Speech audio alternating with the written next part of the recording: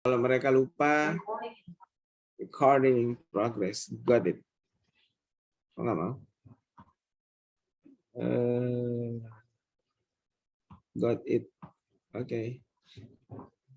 Saya kembali ke coret-coretan tadi. Jadi kalau satu ada ini kan gini. Kalian sudah diajarin kan? Semen itu spesi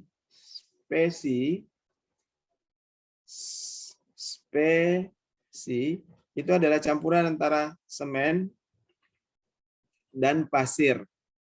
Ada istilah 1:5, 1:8, 1:2. Paham nggak dengan perbandingan-perbandingan ini?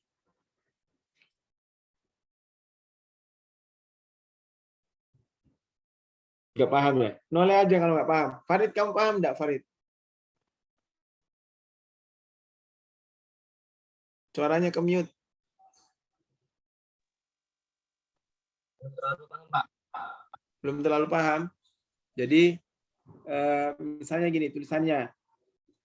Plesteran 1:5. Berarti 1 itu adalah semen, 5 itu adalah pasir. Pasir.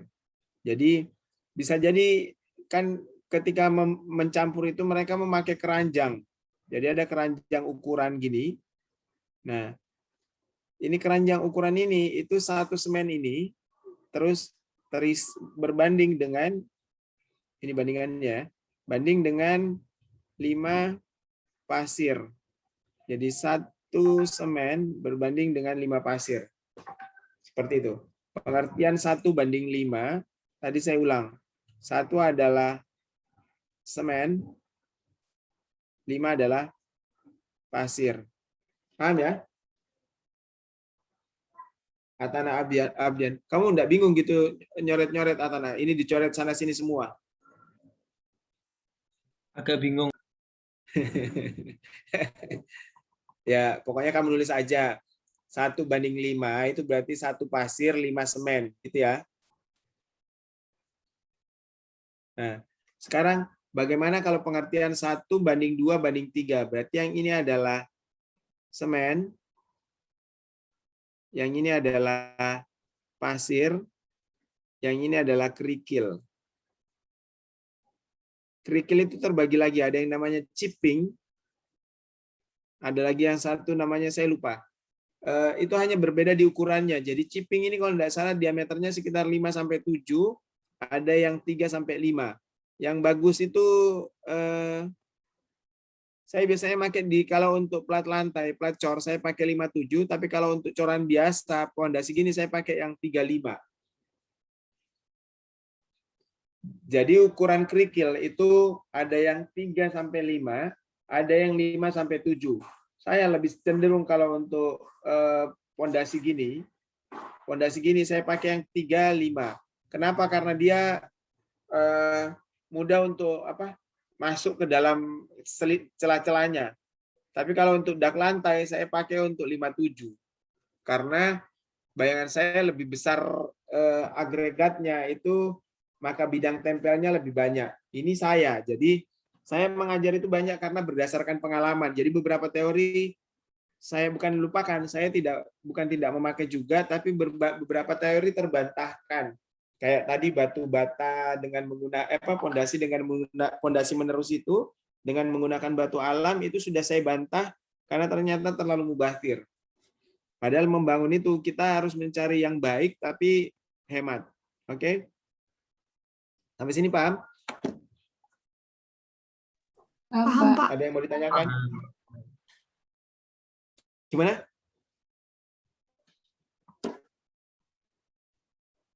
Adakah yang mau ditanyakan? Pak, saya izin bertanya. Siap. Untuk yang tadi yang disebutkan ada yang 120 cm itu masih kurang jelas, Pak. Oh, oke. Saya hapus dulu ini ya. Saya keluar dulu dari sini, saya kembali ke yang tadi. Close, stop share. Terus saya share lagi whiteboard. Share. Jadi, Itu tadi di gambar satunya ya. Gini deh. Saya hapus dulu semua ini ya, biar kelihatan bersih. Kalau pondasi setempat untuk rumah satu lantai, itu kalau ini pondasinya, ini pondasi setempat ya, kita pakai pondasi plat, maka lebarnya ini itu kisaran dari saya, yang pengalaman saya 60 sampai 80 cm. Yang ini juga sama 60 sampai 80 cm. Ini untuk rumah satu lantai. Oke. Ini saya senang melihat Atana dicatat semua. Mudah-mudahan nanti ujian bisa paham. Nah, bagaimana dengan untuk rumah 2 lantai? Rumah 2 lantai itu, ini pengalaman saya ya, si Prihandini. Jadi karena saya juga kontraktor, lebar pondasi ini, pondasi pur ini, itu saya memakai minimal 80 sampai 120. Ini juga minimal 80 sampai 120. Tapi saya jarang pakai 120 karena saya mengkombinasikan jadi saya mengkombinasikan pondasi ini pondasi ya, pondasi setempat itu dengan pondasi Strauss. Jadi ini pondasi plat, saya pakai 80 aja. Tapi di bawahnya saya tambahin pondasi plat, pondasi Strauss. Jadi di bawahnya ini ada Strauss gini. Yang tadi cerita saya itu. Seperti itu Prihandini. Kalau ini dilihat dari potongannya, maka dia akan tampil seperti ini. Nah, ini adalah Strauss. Ini adalah plat. Tulisannya Strauss double S. Paham Kak Prihandini? Iya, paham, Pak. Itu untuk ketinggian Strauss-nya berapa ya, Pak? Ketinggian Strauss ini itu biasanya 1 sampai 2 meter. Bergantung kedalaman tanah keras. Jadi kita menggali pondasi. Saya keluar lagi dulu ya. Saya stop share dulu. Saya balik lagi ke share yang ini.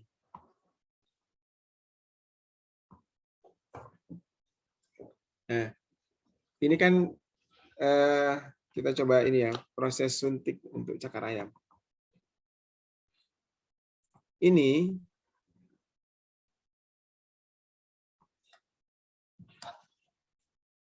tuh kan digali gini. Siapa? Ya.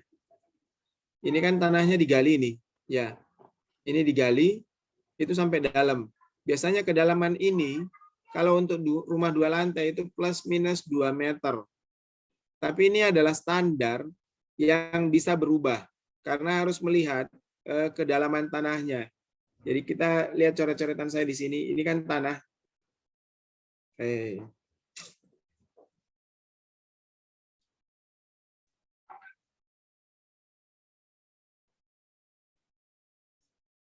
Nah, ini kan tanah ya. Kok bergeser? Ini tanah. Ini permukaannya ya. Warna tanah di sini itu biasanya kalau dia sudah gelap, itu sudah tanah keras. Jadi biasanya kalau ini 2 meter, tukang itu sudah agak mengeluh di ketinggian 150. Jadi ini 150, itu tukang sudah mengeluh. Pak, ini sudah keras digalinya. Nah, saya tambahin lagi 50 cm.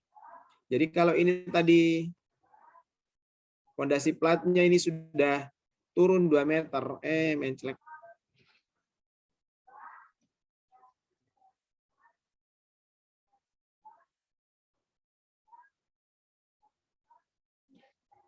Jadi Ini kan 2 meter ini. 2 meter. Ketinggian yang ini itu biasanya cuma 20 cm kalau 2 lantai. Kalau 3 lantai biasanya 30. Nah, kalau ada straus ini turun lagi ke bawahnya sini. Ini kurang lebih itu 1 sampai 2 meter. Kalau saya banyakkan 2 meter, jarang 1 meternya. Seperti itu. Paham, Baik, Pak. Priyandini? Siap. Paham, Pak. Terima kasih. Sama-sama. Yang lain ada pertanyaan?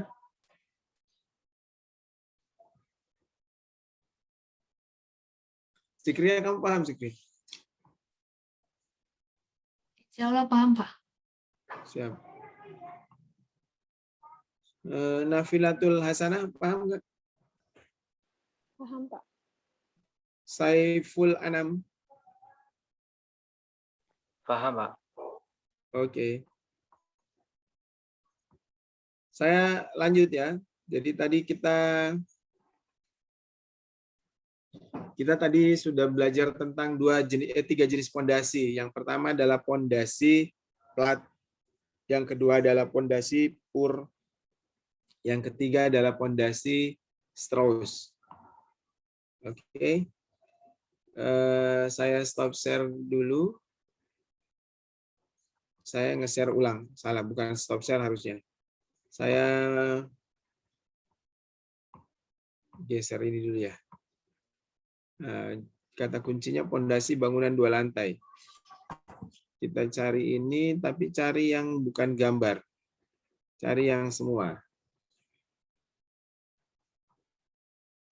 Nah, di sini itu kelihatan sudah ada beberapa contoh. Ini ada double ketemu. Jadi rata-rata, ini kelihatan ya gambar-gambarnya ya. Kelihatan, Pak. Kelihatan ya. Yang ini, ya gimana? Yang ini itu adalah slough. Slough. Ini juga slough, ini juga slough. Pondasinya ada di dalam sini. Nah, ini kayaknya dia ngecor semua ini.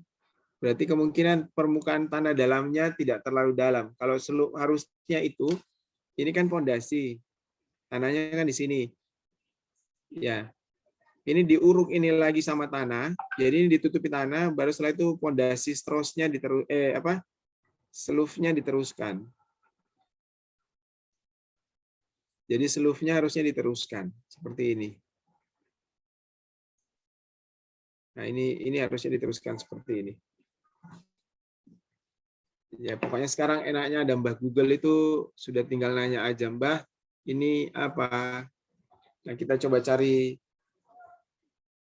jenis. Ini saya sistem ngajarnya gini biar kalian bisa lebih mudah mencari ya. Kalau saya cuma ngajarin dari buku sekarang menurut saya buku sekarang itu kurang apa ya? Soalnya banyak temuan-temuan baru yang belum terbukukan atau bahkan banyak kontraktor yang tidak membukukan. Sehingga kita coba cari aja di Google. Google lebih banyak jenis pondasi untuk rumah lantai 2. Pondasi. Tadi kita sudah belajar pondasi footplate. Footplate itu ya plat itu. Terus ada cakar ayam, ada bore pile yang dihubungkan dengan file cap. Nah, bore pile ini bukan 2 lantai harusnya, tapi bisa juga dibuat 2 lantai. Kita coba yang ini ya.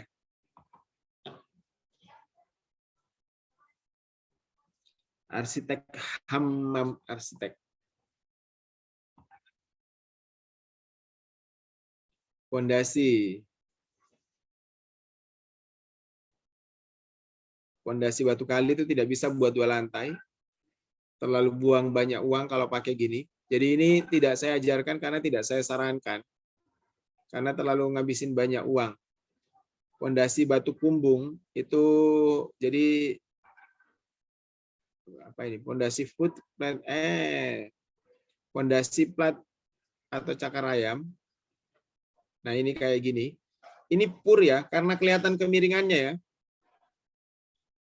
Jadi kadang dia menyebut foot plate, ini pur. Jadi jangan salah dengan apa? Sebentar, saya annotate dulu. Ini kelihatan miringnya, jadi ini kelihatan kemiringannya, ini miring, nggak lurus. Kalau plate itu dia lurus, ini miring. Nah, pondasi begini itu ada yang dia membuatnya begini. Jadi ini semua tulangan, persis seperti ini. Ada yang hanya membuat ini atas, terus satu lapis begini.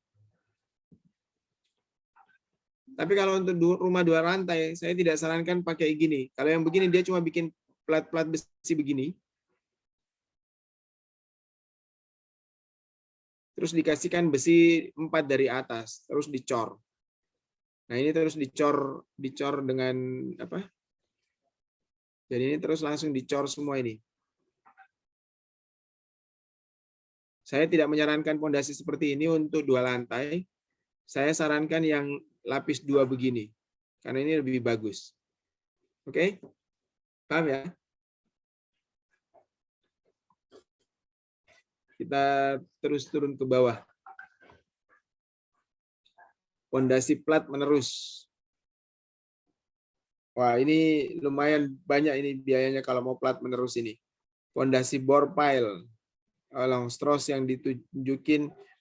Kalau membaca berita gini, itu tolong tidak langsung percaya begitu saja ya. Karena kadang yang menulis itu masih mahasiswa, masih belum paham seperti apa, pokoknya dia buka-buka terus dia suka menulis, dia menulis.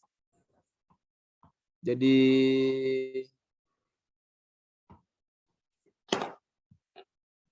biasanya lebih bagus dari jurnal. Saya mau keluar dulu sekarang.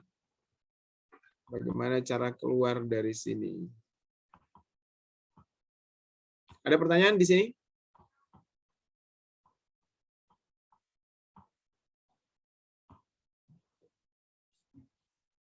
Adakah pertanyaan? Belum ada? Kalau belum, kita lihat lagi ke bawah.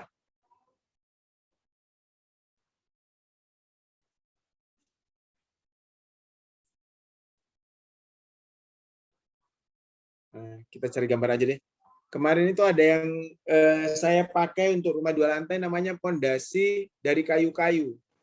Jadi saya mau coba nyari contohnya di sini ya, tapi saya sambil jelasin. Jadi angkatan sebelumnya 2000 berapa itu, saya ngajarkan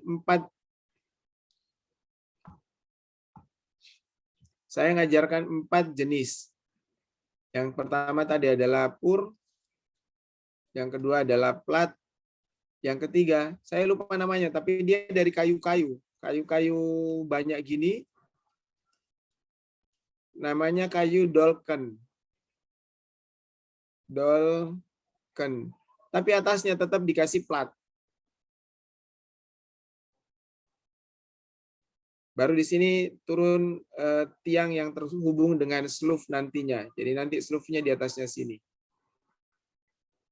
Saya lupa namanya, nanti kalian tolong cari tahu. Tapi dolken ini dipakai untuk di daerah yang berair. Jadi kalau ini lahan kita, kita mau gali pondasi segini misalnya, kotak segini, mau saya gali. Jadi saya mau nanam pondasi kotak, ini ukuran 1,2 kali 1,2. Tapi gali ini di sini tuh sudah berair. Lah mau masukin luluh, ini lubangnya ya. Mau masukin semen ke sini, itu apa enggak? Habis ya. Jadi biasanya diselesaikannya dengan membeli dolken.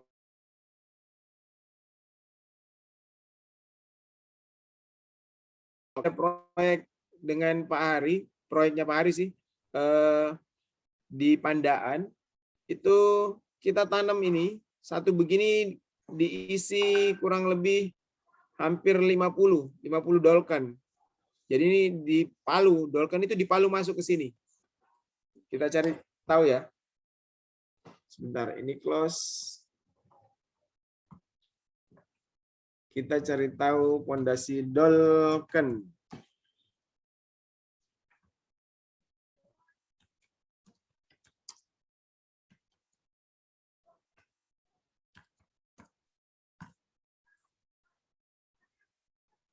Nah, sebentar, dihapus dulu. Kok terstop share?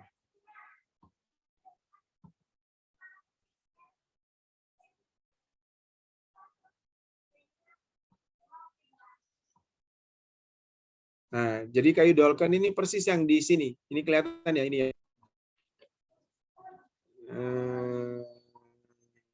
Anotate.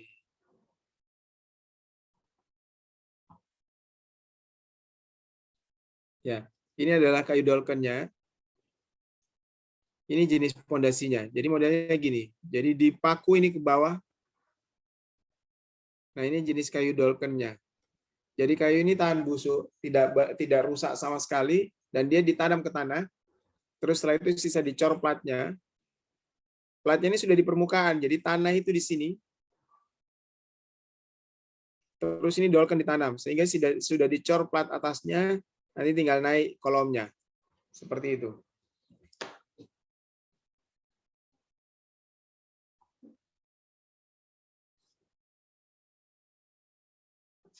Paham sampai sini?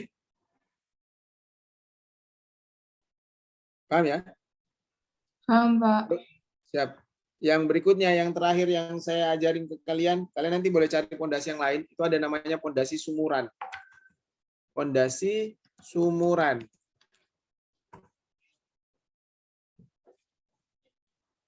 Nah, pondasi sumuran modelnya seperti ini. Di samping kanan kita ini.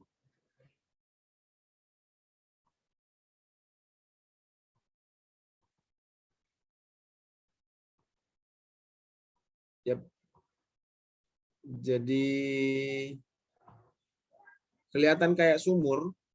Biasanya pondasi sumuran ini itu dipakai untuk bangunan-bangunan besar. Jadi dia pondasi untuk bangunan beberapa lantai ya. Jadi bisa jadi 5-7 lantai bisa, tapi beberapa bangunan 2 lantai juga bisa diakalin dengan menggunakan pondasi sumuran ini. Jadi modelnya seperti ini.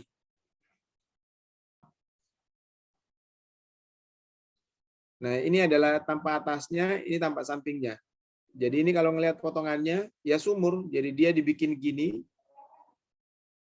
Sumur gini. Terus ini ditutup sama platnya tadi. Terus berdirilah di sini kolom-kolomnya. Jadi ini itu bisa sebenarnya untuk sampai 2-5 lantai. Pakai pondasi sumuran ini. Nah, tinggal berapa tinggi kah ini, itu berpengaruh ke berapa dalam sumurnya. Jadi yang kalian tulis adalah pondasi sumuran. Kalau bangunannya 2 lantai, kemungkinan dalam sumurnya cuma 2 meter cukup. Kebanyakan pondasi sumuran ini dipakai di tanah keras. Jadi tanahnya ini tuh keras banget. Bahkan jadi tanah di pegunungan dan lain-lain itu kita pakai pondasi sumuran. Ini pengalaman saya, tapi bisa jadi berbeda dan berubah. Karena yang saya bilang tadi, sekarang orang bisa nyoba macam-macam, sehingga ya coba aja. Kalau ternyata bisa berubah, ya alhamdulillah. Ada pertanyaan?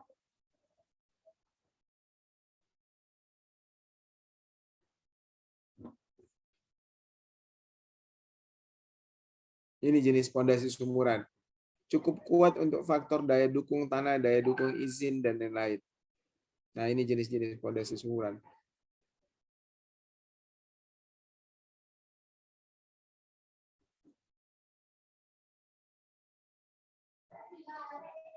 Tidak ada pertanyaan?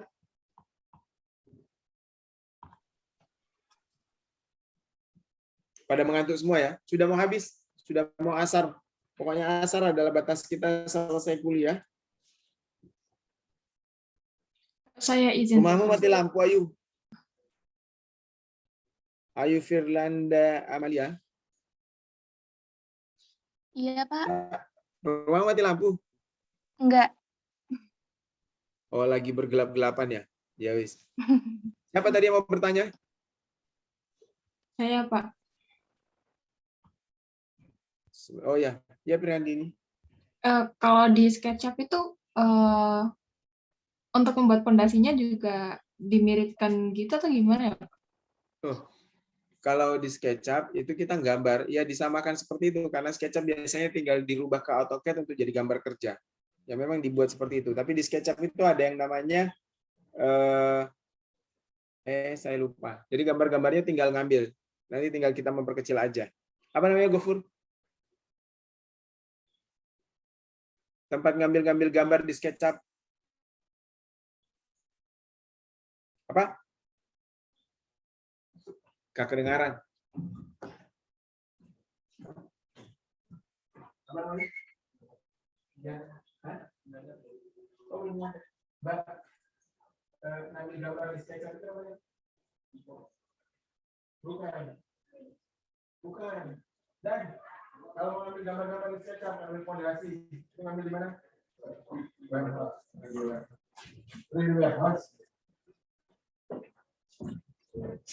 Ngambilnya di 3D Warehouse, Priyandini. Nanti kamu nanya aja si Gofur di mana 3D Warehouse, nanti tinggal diatur ukurannya dari, jadi di situ sudah jadi gambarnya diambil, dimasukin ke SketchUp-mu, nanti tinggal dirubah ukuran-ukurannya.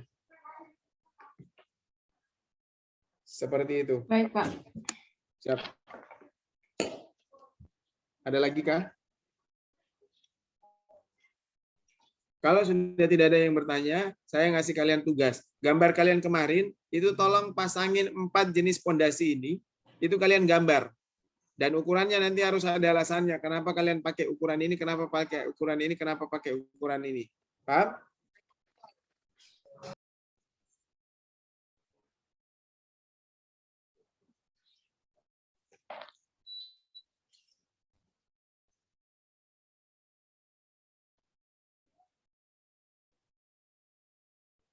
Halo? Paham ya? Paham, Pak. Siap. Jadi tak ketik di chat ya, di WA aja. Tugasnya membuat di SketchUp rumah yang telah digambar kemarin dengan 4 jenis fondasi yang telah diajarkan.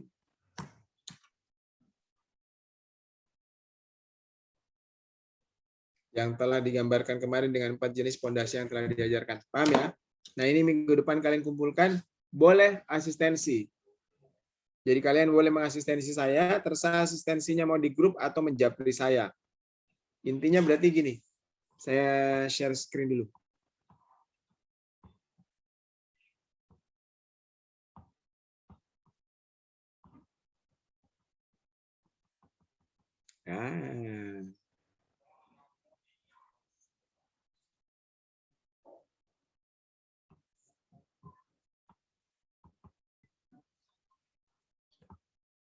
Tidak mau kehapus.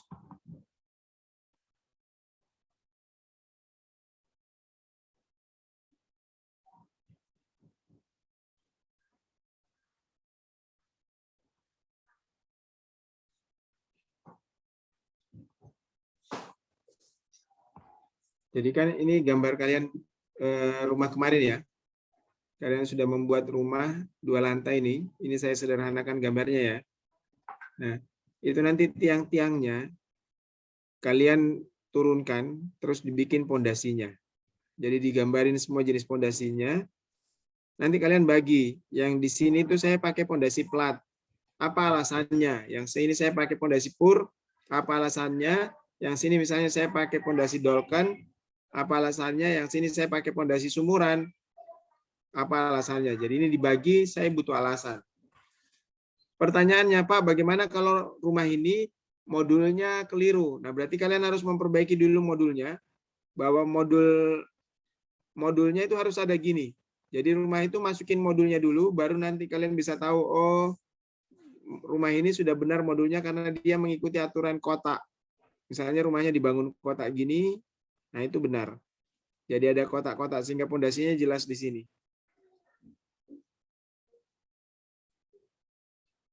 Begini aja, besar pondasi si ini, si A, dengan pondasi si B, itu beda besarnya karena jaraknya beda. Oke? Nanti ini akan saya jelaskan lagi minggu depan, karena minggu depan kita masih membahas tentang fondasi, tapi kalian saya minta membuat tugas ini dulu, biar paham, nanti akan saya jelaskan bahwa kenapa A besarnya beda dengan B. Besarnya sama kalau A dan B. Ini A, tapi ini bisa B, ini B, ini B, ini B, ini C. Beda sendiri. Karena dipengaruhi oleh jarak-jarak ini. Tapi karena sudah azan, saya menutup kuliahnya dulu. Kita lanjutkan nanti lewat chat dan kalian mengerjakan tugasnya. Oke, paham ya?